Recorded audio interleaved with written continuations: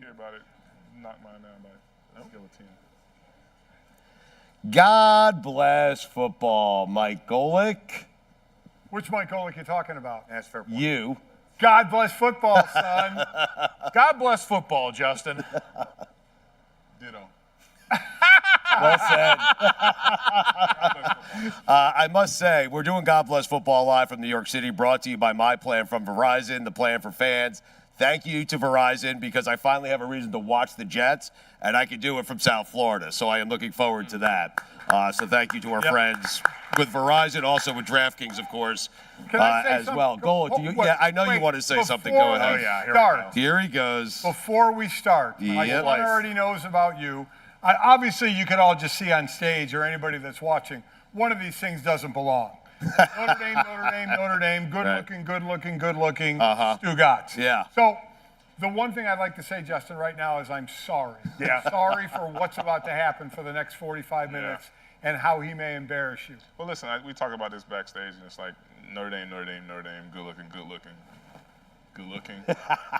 We kind of rise the cream up a little bit. It's like if you put a cake in the oven, the heat rises. And I was just saying meat, and the Golics are heat. And you have so you think we're going to So raise hopefully his level? we kind of, you know. I've never felt smaller, Mike. I mean, you've never looked smaller. No, but I will tell you, I have as many national championship rings as everyone on this stage. Oh, okay. I mean, there we I'm go. glad you went national. Yeah, I was going to say, you chose your words carefully because if you went up a level, all of a sudden you'd have problems. So, I mean, at least we were in the fight.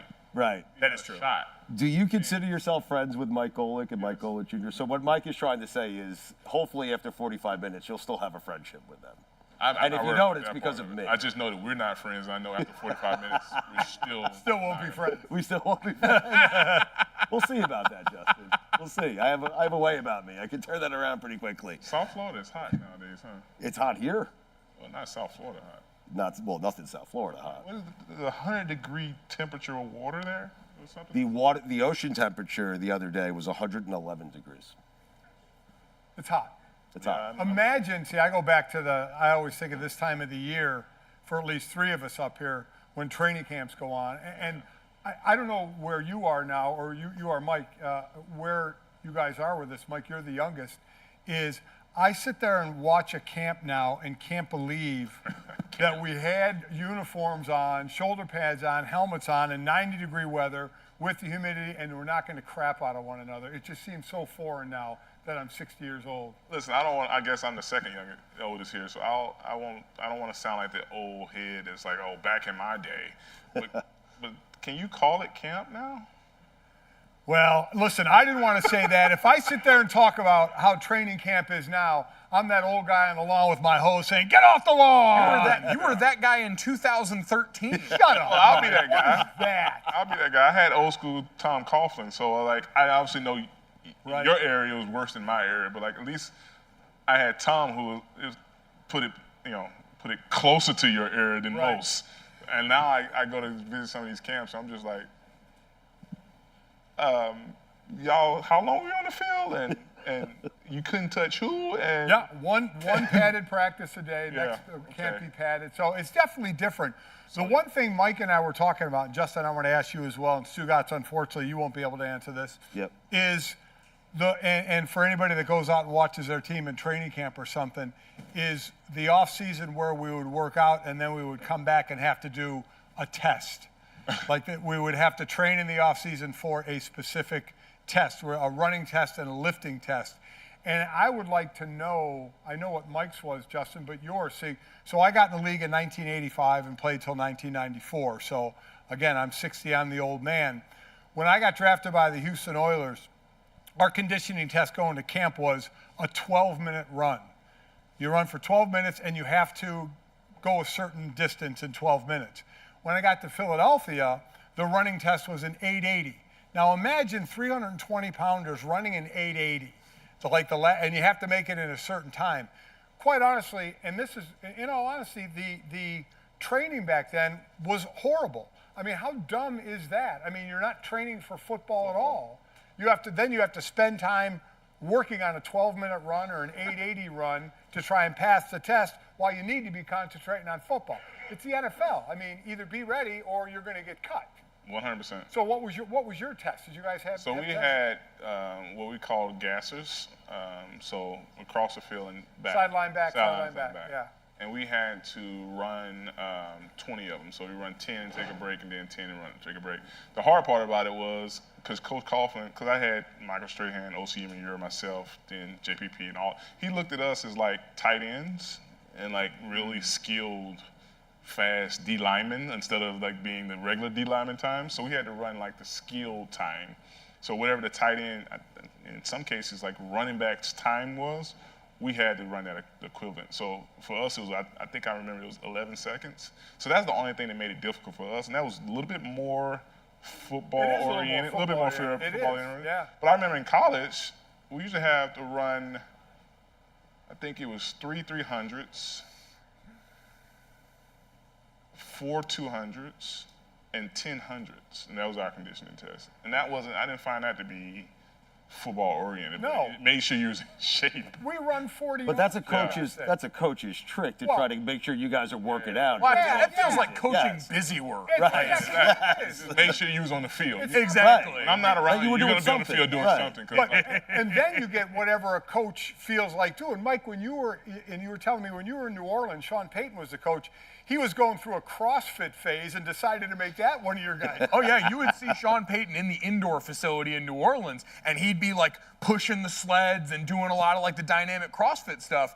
And so we're at the Greenbrier in West Virginia for training camp, and you look down on the field, and there's everyone across there pushing sleds back and forth across the field, doing med ball slams, sit-ups. It was the weirdest conditioning test I've ever been a part of, the one I hated the most and the one I did the worst at because I had been living in New Orleans for 3 months, mainlining beignets on stage. You know? So that was, well, it's funny you say that about Sean because I in Notre Dame I had Coach Willingham, and Willingham was the fittest coach I've ever been around in my life. But his punishment for like if you miss class or you got a personal foul in the game or whatever, he called his 6 a.m.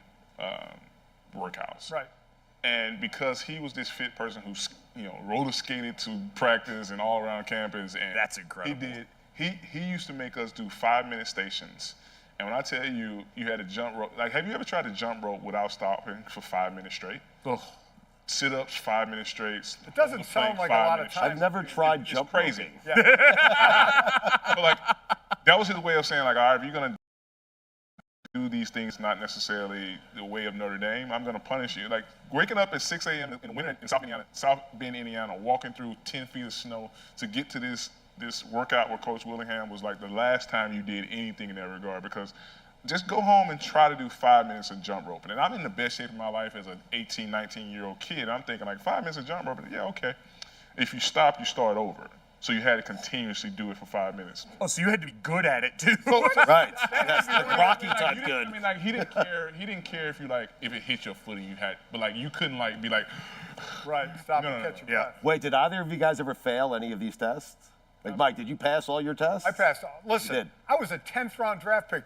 Yes, you younger people, there was a time when the draft was more than 7 rounds. Wow. I was a 10th round draft pick when it was a 12 round. So, no, I was too scared to not pass a test. Why? What would have happened if you didn't pass the test? You got to keep doing it, and you're not practicing. What if Reggie White didn't pass that same test, though? If Reggie White didn't pass it, Yes. Buddy Ryan would say, Reggie, try a little harder next time, baby. Go ahead, bud. Right. Which was cool. I get it. Listen, there's a hierarchy in the locker room. Everybody knows about it, so it would not have affected me at all. there's a famous Jimmy Johnson quote. He's like, Yeah. listen, I'm going to treat all of my players fairly, but if you think Emmitt Smith and Michael Irvin and Troy Aikman their level of fair is the same as your level of fair, Right. It's a different story. Well, I mean, Jimmy told us on our show that he once walked into the quarterback room and Marino was dead asleep, but so was the backup. The backup got cut. Marino was fine. Hey, you're So, not going to do yeah. that. It's Right. it's like if I jumped off sides, they pull me off the field. If Reggie jumps off sides, they say, oh, well. They moved the all ball. The center moved the ball. Yeah, okay. No problem. No problem. All right, Stu, we've wasted enough time of wanting to get this out. Go ahead, Aaron Rodgers. There's news on Aaron Rodgers. Well, I mean, he's going to be a New York Jet for not one, but 2 seasons. Jet fans, let's hear it. Let's go. All 3 of you. Saving a little money, right? He's saving them like $35 million. So they'll have some cap space next year to work with. Listen, as a Jet fan, I've been a Jet fan for 40 years. We've had like 107 quarterbacks. When you have 107 quarterbacks, you guys know what that means? You've never had a quarterback, okay? And so now we have one. And we have one of the greatest of all time. And to get him for 2 years is very exciting. I know you're a Giant. I know you won a couple of Super Bowls. But it's been a misery for me for 40 years. And for most Jet fans. And so for a minute, let us be excited. But my question is, you're not 40, correct? No.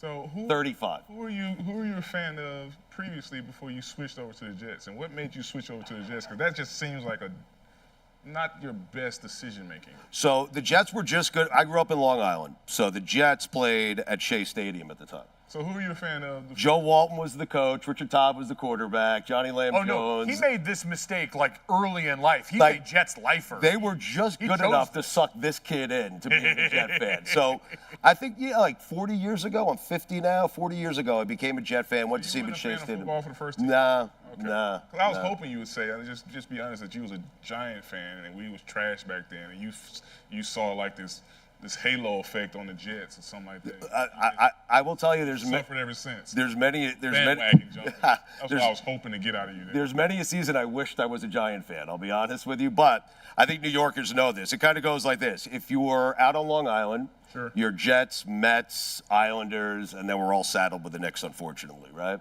And then if you live in like Connecticut, Jersey, New York City, that area, it's Giants, Yankees, and Rangers. And so that's how it works. Basic So, success and yes. Yeah. And I had 4 cups with the Islanders in the 80s. That's that's it. true. And the Mets in 86, and that's about it. But are you tired of hearing about the Jets? Honestly, as a former Giant. We were talking about this, and I was like, because my life is kind of transitioning in something other than just football all day, every day. I'm really not. I think it's good for the game. I think it's good for New York City. I actually loved it when Mark Sanchez and that whole crew and Buddy Ryan, not Buddy, but Rex Ryan had success with the Jets, because it just made the rivalry, and whatever that people want to make of the rivalry. I know we're in the AFC and the NFC, but it made the rivalry fun. And it's just like, it was good to go into restaurants and start to see the Jet fans start to kind of rise up a little bit. It gave us that opportunity to kind of knock you guys down when we did. So like, obviously we've kind of won that recent battle against kind of like the Jets-Giants rivalry, but I actually think it's good for not only the NFL in general, but I think it's good especially for the city. How about, stay on the rivalry thing and not the city thing. How about like, when I was in Philadelphia with the Giants, we hated it. Sure. Were you again played after me, so Yeah. was it the same thing that there was? Honestly, there was that I hate? think the hatred is different when it comes to like, all right, I really hate the Cowboys. There's no like. Yeah, I'm with there's you no. there. I'm You don't not- hate the Jets. I mean, No, not that hate Jets was are not like that. the little brother. But like with Yeah, Philly, the little brother. it's Different like conferences, I mean. I actually respect Philly. My wife is from Philly. I got a lot of love for Philly. I went to school in Philly. I actually like the city. So like the hatred is not. It's more just football. Like, I don't even like people from Dallas. Like, it's like, like I don't even like the state of Texas. That's kind of the hatred.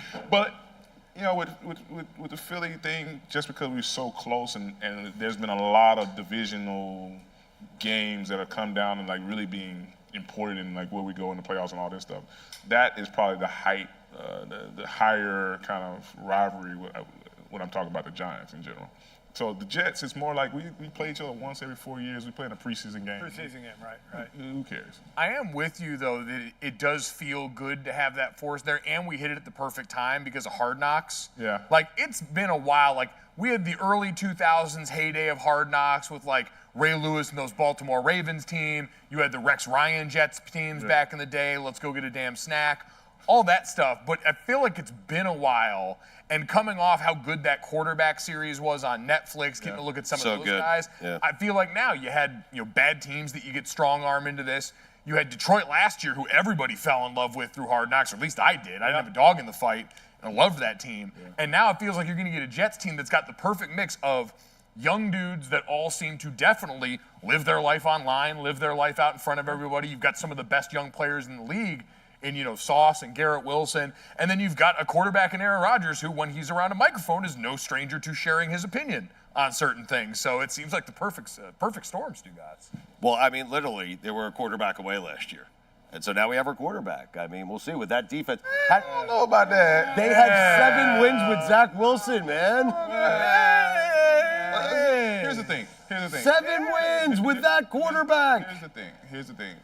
I don't know how it's going to pan out, but in that division, if they don't win the division, I find it very hard for them to have a wild card coming out of that division because of who else is in that division. Because of how good that division How good is. that division is, right? Yeah. So like, Where the Patriots are the worst team in that division. You're probably going to have to win 12 games to win that division. Right. Oh, yeah. I mean, Stugotz, you're down in Miami. You see that roster. No, the Dolphins are good. The whole AFC, the landscape, the entire AFC is great. I don't know if the Jets, even with the greatness of Rodgers, is the #1 team in that division. That's the only thing I would say is for you guys to come and get into the playoffs, you got to win it. So now you got to go to Buffalo. Yep. That team is going to be better because they're still. I remember being the Buffalo of the NFL where we felt like we were the best team and didn't do it in 08 and came back in 09 and 10 and then in 10 win the Super Bowl. They're going to have a phenomenal year if they stay healthy. Miami is exciting, and if Tua stays healthy, God knows what that offense is going to do. I mean, and how can you count out Belichick? He's going to figure it out again. I just believe in it because I've fought with that guy too much. It's also good to know they got a legit coordinator this year. 100%. But they were trying to do last year. Sorry. So like, listen, He knows it better than anyone else. Yeah, I mean, he's gonna live through that last come year. out of that playoff run. But I mean, what you're saying is you have to win that division, or else you're afraid the Jets won't get in, because it's not just that division. Yeah. Oh, it's the Bengals, it's the Chiefs, it's the Chargers, it's the Jacksonville Jaguars, and there's like 2 good teams in the NFC. Think about what they're gonna have to do to get the wild card. Right. Is it a 10-win team that gets the wild card? 11-win team that gets the wild card? I don't know. And like, I do believe that all things equal, Rodgers can be the difference in 4 wins. I mean, from what y'all had last year to him, could he make up 4 wins? Yeah. So that gets us to 11. But that's if all things equal. Right? And that's the AFC. You look at the NFC, there's basically the Eagles, and it's amazing to say, Mr. Irrelevant, Brock Purdy's healthy, of what he did last year, and then after that, where do you go? Now, the Giants, I know there's Giant fans. You telling me that the Cowboys aren't going to win the Super Bowl? No. Every year since 1996, the last time they did it, Jerry Jones says, we're building a Super Bowl team here. They've been building it's a lot of cement and brick they've been laying. Hey, Zach Martin. But, Yes. You did get 3 teams out of the NFC East, with Philly, with Dallas, and the Giants, and now the Giants just get Saquon, underpaid at, maybe $11 million, but $11 million is still $11 million. Giants fans got to be quietly oh man, this is awesome. We got him for how much? Oh, I feel really bad for you. This is great. Yeah. Giant fans have to love that sign. Oh my God! Joe Shane got one over on Saquon Barkley. Well, I mean, Joe Shane didn't do anything the sport of football. This is how it is. But he got that guy to sign that contract and agree to a deal that he should never have agreed to. There was no way, at least I thought, there was no way Saquon was holding out. No way he was sitting out for the year. I don't think Josh Jacobs is. Tony Pollard signed the franchise, so he has to go. But, for everybody, I mean, all of a sudden on Twitter you have all the geniuses of they can fix the running back problem. There's no fixing the running back problem right now. There's another 7 years of the CBA. Now, not to say you can't work side deals if you want here and there, but one thing I'll say, and Mike, you know this, and Justin, you know this, about the union. The union's job is to represent the players, and the union's job is to represent the majority of players. So everybody throwing out the ideas that they're going to change any part of the system to help the running backs or the franchise tag players, forget. Because they're not going to help the few, because what happens in a negotiation, when you want to get something for somebody, you got to give up something. And the union is not going to give up something that hurts the mass to help the few. It's just not going to happen. So I don't know when or if this running back situation is going to turn around again. I don't know. But right now, there's not a whole – I know they had their Zoom call and they all had their little bitch session, which is fine. That had to be so sad. It had to be. At what point do you get on the Zoom call? Because it starts with good intentions. Everyone's upset about this. Everyone's heart's in the right place. And then halfway through, you're like, oh, there are really no good ideas to fix we're this just right saying now. the same thing over and over. And you're also yelling at Christian McCaffrey, who has a $50 million contract. That is It's true. like, I hey, just what love are you the doing thought of here? like Christian Why being are you over in there this like, Zoom? yeah, this is some bull stuff. I can't believe they're doing this to you guys. That's crazy. That's crazy what they've done. Like, that just goes back to my point, right? If you think about the difference in most running backs and the guy who got paid and the guys who will continue to get paid, is Christian is going to be on the field for 3 downs. Yep. Regardless of what offensive. So is Eckler, though. Well, I'm saying, I actually think Eckler should be getting paid too, because if you think about it from an offensive coordinator perspective, right? The reason why the running back position is somewhat not as marketable, not as favorable as it has been, is like 5 wides, 4 wides. Mm-hmm. You got wide receivers now, I'm blanking on his name, the guy from San Francisco, that are coming in and playing the running back position. Oh, Debo, yeah. Debo, yeah. I can't believe I forgot.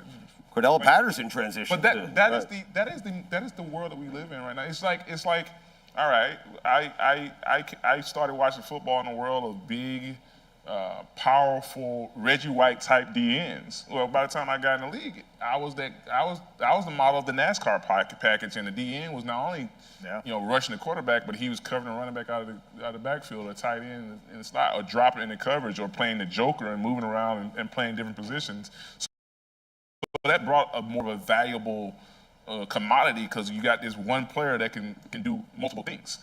Same thing with a running back. If you want to be the Christian McCaffrey of the world, well, look at what he's done. He's not only giving you over 1,000 yards rushing, but he is possibly giving you 1,000 yards catching.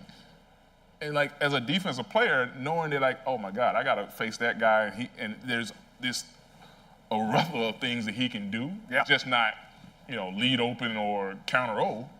Then that's why you're going to see these guys either make more money and continue to move that position forward, or be in this situation where they're fighting for, I hate to say $11 million scraps, but they're fighting for scraps. Well, and that's the thing.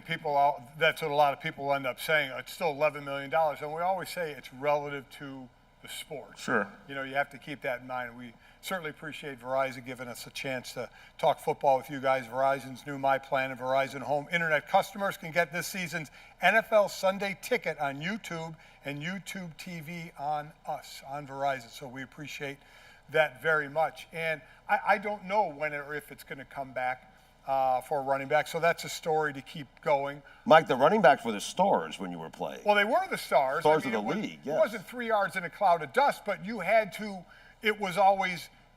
stop the run. I know when we were game planning, you had to stop the run, especially the division we were in, stopping the running backs in our division, like an Emmitt Smith, because if you didn't, that just set up the pass too easily. Now it's the pass setting up the run. Right. So how it may end up coming back at some point, you have lighter defenses. And when I say lighter, I mean small edge rushers. The edge rushers that are playing now were tweeners in my day and didn't have a spot in the game. The 6'2", 200, and the Dwight Freeneys of the world, who is a Hall of Fame player. He didn't play in my era because he was too small for a D end and too big for a linebacker. There was no place for him. Now we switched to there's a place for that edge rusher, and you're seeing smaller defenses. You're seeing a linebacker out, another DB in, and they're playing the pass. So now does it become cyclical, where now you say, okay, well, they're spreading out the defense and they're lighter, so let's run, and maybe the running back becomes valuable again. Bijan Robinson's got to have the weight of the world on his shoulder, because between him and Jahmyr Gibbs, you need one of these young dudes to ball like crazy, to not get hurt, because that's the thing that quietly... You need a Ezekiel Elliott type season out of him. Yes, 100%. Rookie year, and obviously he got the contract. After that, so because that was the kind of the thing that undid Saquon is there was a big injury in the middle of what were a couple of really great seasons. No, but I think the real problem is, and I'd be interested in your perspective on this, because you're in the financial world. You're someone who could probably run an NFL team. I think you could run an NFL team. So, and I know you want the players to make as much money as possible, right? But would you pay Zeke Elliott the amount of money that Cowboys were paying him when you get the same production for less money from Tony Pollard? Because that's really the conundrum for running backs. 100%. Right, I've gotten asked that question about the Saquon situation, because every Giant fan wants to know, what do you think what Joe Shane should do? I'm like, listen, Joe Shane will be fine. He knows what he's doing. But you have to weigh those two answers, right? As a player, right, I want to see Saquon make $100 million a year. Of course. Right? But also, if I put an executive hat on, it's like, okay, what is the value of this player based on our roster, our scheme, his value to not only the team, but the community. You got to add all that stuff in there, right? And whatever that is, for this price, is there any way that we can get that same value for lesser? Right. And then you do the numbers and so on and so forth, and you come out where you come out. But I think both sides played their cards or the cards they were dealt as best as they could. The Giants did exactly what they did. They put out a marketable contract for him to sit on and think about, and said it's in your court. He set out for whatever. He came to the evaluation that, okay, this is what's best for me in my career. And I think honestly, Saquon is smart enough to know that, like, maybe I'm giving up some on the table here, but, like, I'm in New York City. Right. And what that value add is to me, other than, being somewhere else. I'm not going to say any other teams, but, like, New York City versus XYZ. Sure. And what that means to me off the field revenue, off the field exposure, et cetera, et cetera, et cetera. I think all that came into play for him to sign that deal. The other thing that has gone around the Twitter world that I think everybody needs to, the inside truth on is, why don't other players give up money for the running backs? And first and foremost, The quarterback specifically, people Mike. talk about the quarterbacks. Right. That's the biggest crock, to say the quarterback should take less and help the team. It's a capologist of the team's job to know what Joe Burrow is about going to get paid, what T. Higgins is going to get paid, what Jamar Chase is going to get paid, and to figure the cap out for the next 5 years. It's not the quarterback's job, or the Andrew Thomas who just got paid as the O-tackle for the Giants. Not their job. Their job is to maximize their value, and that's what they're doing. But also then to say, and I know, Mike, I want to let you talk about this, to say, let's shift around how we pay other players and give them less to give running backs more. It goes to that Liam Neeson meme where he's asked about equal pay for actresses and actors. And he's asked, well, would you take a pay cut? And he's like, oh, no, I'm not. Now you've gone too far. Yeah. Right. No player X is not going to say, I'm going to take less so player Y can get more. Not going to happen. Aaron Rodgers just took $35 million less. I was going to say, you've got that, and you've got, I saw, and But that,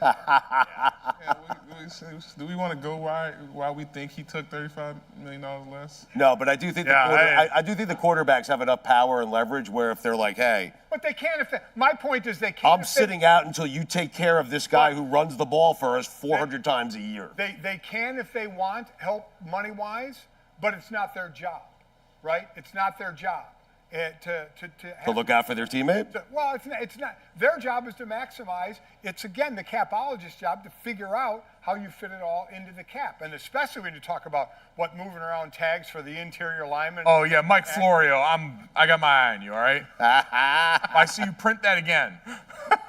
Talked about splitting up the tag because he wants to try and short money for the interior offensive lineman. You should be ashamed of yourself. I'm going to borrow from you, Stugotz. I love it. Mike Florio, you should be ashamed of yourself for that. Yeah. Those fine, large lads are going out there putting their bodies on the line for everybody else, and you want them to make less money? Terrible. Now, don't get me wrong. Despicable. Stugotz, we know Brady did that throughout his career. He didn't get his full value. Mahomes is kind of Mike, doing it right now. I'm not saying they should take less money. I'm saying they have the power to go to the owners, to the GMs, and the coach, and they can say, hey, I'm not, until he's taken care of, my teammate, the guy who runs the ball for us, who averages, in Eckler's case, has 37 touchdowns over the last 2 seasons, pay that man. And when you pay him, I'll come back and play. Wait, I saw Justin. Be careful, man. I saw Justin's Brady dar go up right over there when you brought that up too. Tom Brady. No, I'm actually being serious. I actually do love Tom Brady. But like, there's circumstances, right? And if I've made $200 million or whatever, pick a number, right? $100 million in my career, and I'm solidified, and I'm still playing well to a point where I have a relationship with the owner and the coaching staff to say, like, listen, guys, a big part of our success is this guy. Now, I probably wouldn't go and say, like, I'm going to sit out or I'm going to whatever, stomp my foot and say you need to pay this guy. But I'll go and definitely, and many people have done this. I'll go to bat for him. We need this guy here. Yep. I'm not going to tell you how to do your job. You the capologist, you the owner of the team, you the head coach, who was in the room. but we need this guy here. And I've seen the effect that he has, not only on the field, for what I do, but also for the team. And that, I think, that's the way to play there. You don't go in and stump your feet. But at the end of the day, we are all expendable. You talk about this being a quarterback league. No, this is an owner league. And the worst thing you can do is being this hotshot young quarterback is to get that owner on your bad side. Like, yeah, they're gonna, you're the guy that's gonna drive that team forward. But as soon as they have an opportunity now to get rid of you, they're gonna remember that because you handled this situation wrongly. And I'm just giving you things that could happen and could go wrong when you think about someone trying to, exude their power in a situation where at the end of the day, you're still an employee, right? You're a high-paid and important employee, but you're still an employee. So you always got to weigh all these options. And I think a lot of times in sports, people are so quick to say, well, if I was him or whatever. Well, listen, all right, put yourself in that situation. You're an accountant or you're, whatever it is that you do. You're probably making good money and probably making either less than someone else that you're doing the same amount of work with or more than someone else. Are you going to say to your boss, like, you know what? Chris on the second floor brought in the same numbers that I brought in. Why did he make $10,000 or $100,000 less than I did? You're not going to do that. So why would you expect this quarterback who's getting paid or whoever that position is to get paid to go in and say, hey, man, Saquon, we gave him $11 million, but we should have gave him 14. So, I mean, there's an example. Justin Herbert's a guy who just signed a massive contract. He's a young player, but if he walks into the owner's office and says, "Hey, you got to take care of Austin, man. What are you doing?" That's what I'm saying. Yeah, sure. But I wouldn't. If I'm Austin, I wouldn't want Herbert to go and say, "I'm gonna sit out." No, I'm not saying that. I'm just saying maybe if Herbert just decides on his own, "Hey, I want to do this for my back." That is, he could have. Right. I think that's what's expected from a leadership of a team, right? Sure. Regardless of what the position is. And as Mike said, maybe he did. Maybe he did say right. We have no idea. As Justin said, and I agree, you don't go and stomp in your feet. Yeah. But if you go in and say, hey, man, we need this guy, let's get it going. Well, and if you start like sitting out for it, and then it's like, all right, well, how many spots down on the roster are we going to start sitting out when somebody needs a payday? Like, all of a sudden the fullback's coming to you, and it's like, hey, man, listen, big year coming up right now. Really help me if you walked off for a few of these training camp practices. It's like, where does it stop? Yeah, exactly. Like, where does it stop? Right. Like I say, Baltimore, you have Justin Tucker walk into the front office and be like, hey, listen, we got to pay this Lamar Jackson guy. Yeah, right? But this is the problem. These running backs who are running the ball 300 times a year, scoring a lot of touchdowns. They're seeing tight ends getting paid, or cornerbacks, in the case of Diggs with the Cowboys, $95 million. They're seeing a tight end from Notre Dame today get $50 million guaranteed. Great job, Cole. And Austin Eckler's sitting there going, hey, I had 40 touchdowns the last 2 years, and I'm making $6.3 million a year. It's a fair argument, but the market is what the market I know. Just going to say. Yeah. They've exploited a market inefficiency. That's all they've done. I'm in finance now. There's a lot of things in finance that is a commoditized business that used to get paid a lot of money to do it. Right. That world is over, right? And but you don't blame the GMs, right? You would do the same thing? It's a market-based reality. Exactly. I used to sell X, Y, and Z and got a commission of X, Y, and Z. Well, in today's market, I sell X, Y, and Z and get a lot less than what the used to be X, Y, Z is. Yep. And there's no need of me sitting here fighting with the world and saying like, well, in 1980, if I sold this bond, I would have got this commission. Well, guess what? It's not 1980. Right. Yep. And just like in 96, 97, or whatever years, Emmitt Smith was the highlight of that offense. Everything ran through Larry Allen and Moose and whoever else was in that little gap Eric right Williams, there. When that happened, everyone knew, like, we have to stop that. Well, in today's offense, it's Patrick Mahomes sitting back there 4 wide and Kelsey running around and looking for the hole in the defense. That's what you have to stop now. Yeah. And then it opens up to the running back. It's a different model. It's a different. So, last thing on the running back, because I'm sick of talking about the running back. Thank you. Because it's another thing that gets brought up all the time in social media is, oh man, young kids are going to stop playing running back. Mike, you always gave the reason on this of the size of a running back and how that's just not going to happen. Oh, yeah. No, I mean, if they could, they would, like, play another position. But it's the most accessible body type, one of the most accessible body types and skill sets on the field. I got a great answer for that question. Last night, my barber was cutting my hair. Guess what position his son, who's 12 years old, plays? Two positions. He plays running back and defensive end. And I'm sitting there as a former defensive end, and I'm telling him the financial side of playing DN in this league and running back in this league. And he was like, I'm definitely playing running back. Because it's like it's because he wants the ball, he wants the touchdowns, he wants the glory, right? Right. Well, and he also might not turn out to be 6'6", 270. Oh, he's a big kid. Never mind. Put your hand in the dirt. Yeah, but some of them might not turn into. Think about it. Trust me. Looking at him and telling him, because I've worked with him a little bit on his hands and all this. He's a phenomenal athlete. I actually think he's a better defensive end now than he is a runner. How old is this kid? He's 12. Oh my God! But all right, you were insulted, weren't you, that he wasn't? I kind of was, but I also get it because if you go back to when I played football, I wanted the ball. No one wants to be.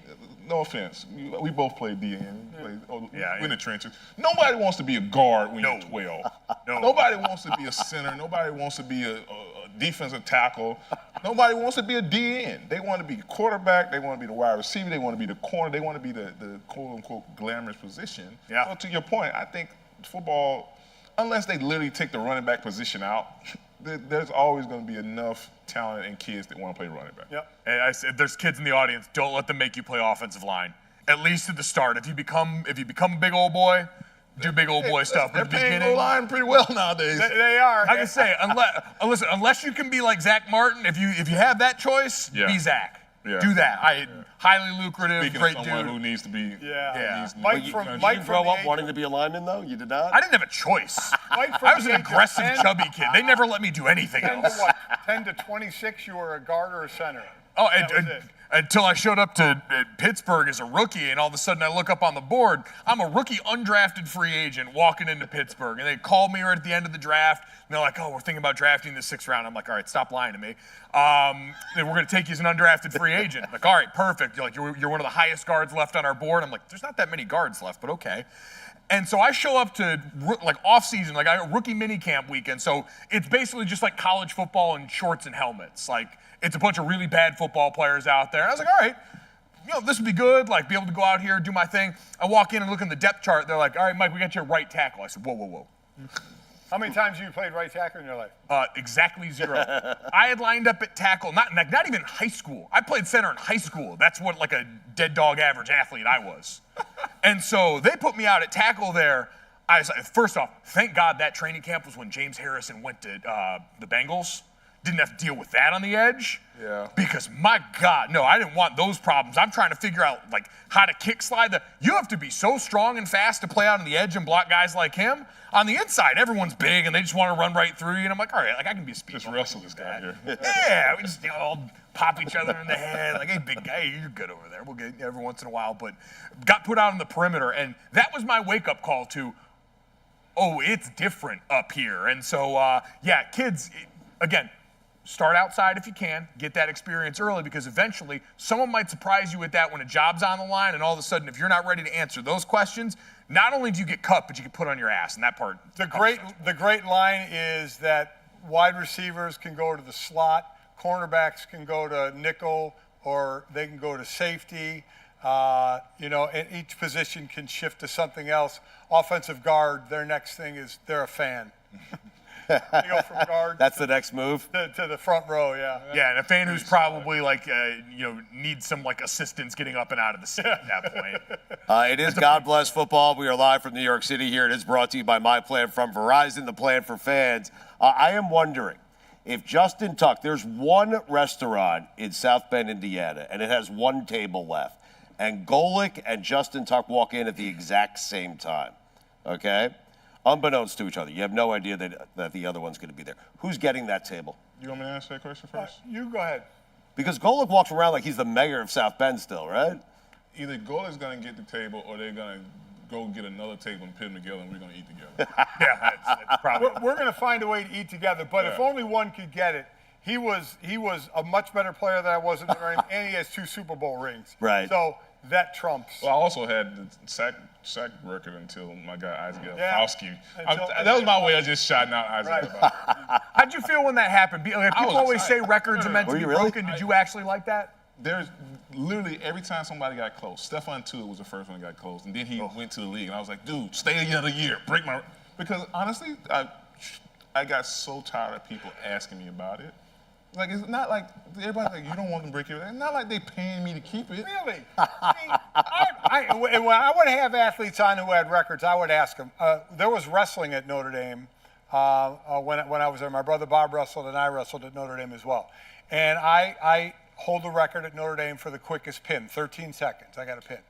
And I would Still a record. Well, because they dropped wrestling, so. So It's a fun life. I get asked every now and then, did you ever want anybody to break your record? Hell no. No, man. Absolutely. Now, listen, if somebody broke it, I would go and shake their hand and say, congratulations, good job. But I'm not sitting there. I'm hoping they don't.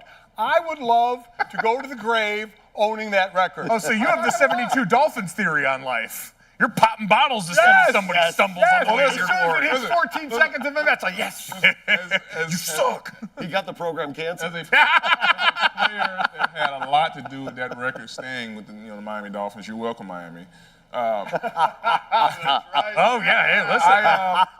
You got to walk into Miami and get royalty. All right, I'll give you a selfish component of why I like the fact that he broke it. Because now I can tell people, well, he broke it in X amount of games and only played 2.5 years and had that record. Oh, that's good. Yeah. See, like that. Yeah. So it's a win-win for me because now I don't get asked about it anymore. And every time I have to sign a Notre Dame autograph, I don't have to say 25.5 sacks, Notre Dame all-time sack record, blah, blah, blah. Would you sign that on the ball? Really? They would ask me. Every Really? time? Not That's every so many time, all the words. time. But you know what's better? How about just take my signature and that's enough? I had figured It's like it out. a See, I was small really smart as a novel. kid. I don't know if anybody does this appreciate when you're a kid. You just feel like you're going to be a popular player, so you start signing your autograph when you're 5. Right. My autograph was two symbols. Without the number, it was. yeah. You know how easy it is to sign that when we had to sign. And then it became a paragraph. Now it's. But you know what the better story is? Where you said When I was a young he man. broke my record, but I was only there 2.5 years, is he didn't break my record, and I was only there 2.5 years. I don't know. His way kind of has a little bit more bite to it. Because it's like, oh, congratulations, you're doing amazing, sweetie. This is Well, listen. fantastic. I mean, like Stephon Tuitt should have broke it. Then we had. Who else came out? If they had counted the sacks that I gave up to Tuitt in 2-minute drill on Thursday every week during practice, he'd have broken that in like half a season. And he had my face mask. It was just right for him to do it. Oh, let me tell you what, that Stephon Tuitt, for any of you guys, and Steelers fan in the room, you remember Tuitt, that kid walked in, he's from, I forget where in Georgia. Yeah. Walked in, that kid was one of the most country-strong dudes I have ever seen in my life. We used to go in and bench with like chains on the outside and stuff. And I'm in the chains weigh like 65-something pounds each, and I'm in there thinking I'm big and strong. He walks in, they put like 285 pounds on the bar and then throw the change on. Stewart hasn't like lifted a day in his life. Yeah. He's just big. Just on the form, strong. He gets in there and he's just ragdolling that thing. And so from then on out, we'd show up for Thursday, we'd do 2-minute drill in practice. And the defense would run nickel. So we ran a 3-4-2. It was the 3-4 defensive end. So he'd be out over the tackle. 2-minute, he kicks down a 3 technique. You run so much empty protection. So I'd be up there praying to any God that would listen. For the love of God, point the mic right. I played right guard. Because then you got the center sliding to help your way. And I promise, if you looked on film, you'd have seen moments that Mike's 57, he's over to the left. Oh, God. Oh, God. And just hold on for dear life because you watch 2-minute drill as a team the next day. Yeah. And my offensive line coach, we're sitting in the team meeting room, and all of a sudden, I am 6'4", 295 pounds. Again, dead dog average athlete. Don't put me at tackle, please. Stephon Tuitt is 6'7", 295 pounds, and I watched him run away from an entire offense after he scooped and scored a fumble. Like, that man is built different as an athlete, and he would line up one-on-one across and be like, how many of those am I supposed to win, coach? He felt like it was a lot more than I did, and so we had a few disagreements on Friday morning. So, again, Stephon Tuitt should have broken that record. I can firsthand tell you that. Oh, but yeah, so like, yeah, I'm You're okay with it being broken? Nah, it'd be different if like I was getting a damn check every year in the mail. It's like, Justin, congratulations, you still own the Notre Dame sack record. Here's your money for it. This has been a major burden lifted off your back here, it seems like. And Mike is still holding on to his wrestling record. God gave he's not even have to worry because he's not even worried about it. They dropped wrestling anymore. Right. He's gonna be okay with that. Yeah, I'm good with it. He's good. I tell you how seriously my dad takes the records that he holds. Dad, what was the pool you belonged to as a kid? Oh, Manry Pool? No way. In Willowick, Ohio.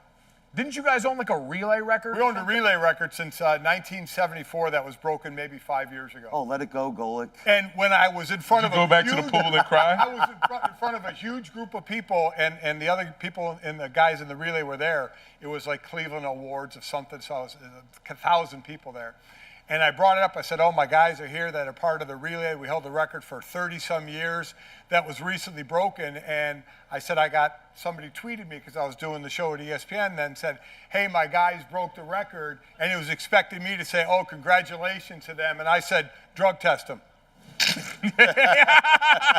Drug I test need them. you to go in the bathroom and pee in this cup. I want that. I know what a Wizinator looks like, too. Yeah, I want that record drug wasn't- test. I wasn't And 2 of them expecting that. failed the drug test. Oh, my. All right, I'm going to end this with a game, and I apologize in advance. Okay? Oh, We have God. 2 minutes to go here. It's God Bless Football Live from New York City, brought to you by my plan from Verizon, the plan for fans.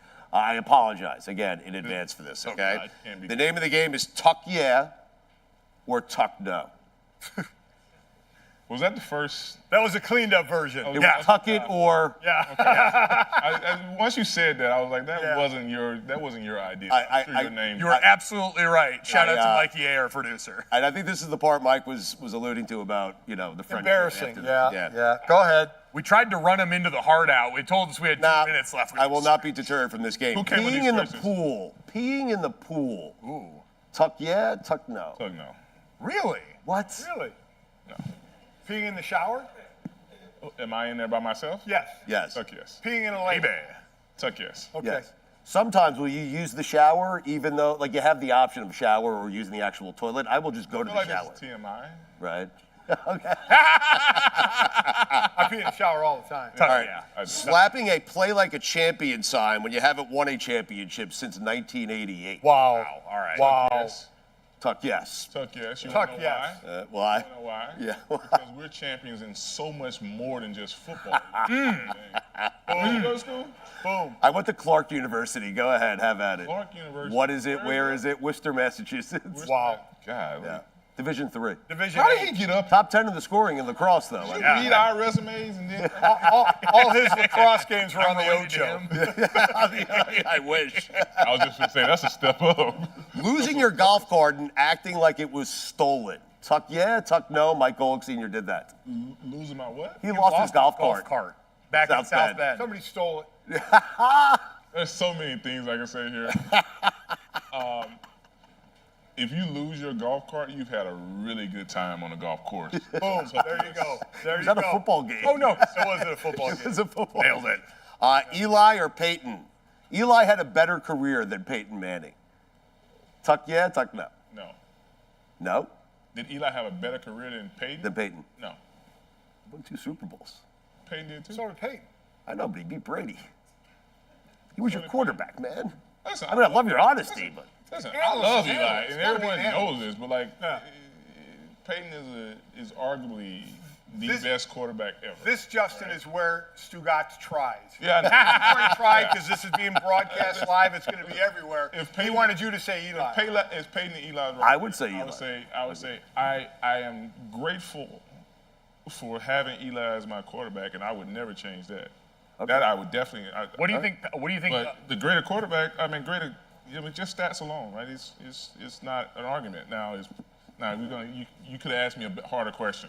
Is Eli a Hall of Famer? And I'd have been like, Tuck, yes, he should have been a Hall of Famer 2 years ago. Okay. 100%. All right. But Fair. brother had a better. What is Eli better at than Peyton? It could be on or off the field. I can't say. all right, last one. We'll get out of here. The 18-1 Patriots were the best team of all time. Tuck yeah, tuck no. Tuck, no. All right. Thank you to everyone for coming out. Thank you to Verizon again. Verizon, the God Bless Football Live here from New York City is brought to you by My Plan from Verizon. The plan for fans, giving fans the ability to watch their favorite team even when they're not living in the state that Anywhere. they live in. Yes. Anywhere around the Seriously, Anywhere. thank God. And don't tweet me about I chose Peyton over Eli. I did not choose. Oh, we know it's Eli. gonna- You are. My phone. My phone is gonna ring off the hook. No, in all honesty, I was It's gonna trying be to. a mob. It's gonna be Yes. a mob outside my house. And I tried to do it quickly just to hope that I would sneak it in and you would say the wrong thing, and then it becomes news everywhere. Love you, Eliza. How do you feel? Are we friends now, or? People don't even really know Eli's real name. Everybody thinks his real name is Eli. It's not. That's another thing. I didn't know that. I know you don't. How do you feel about me, though, as we wrap this thing up? Exactly. He said, "How do you feel about me?" That's all I care about. Anyway, thank you guys for showing up. Thank you. Go Jets. Thanks, guys.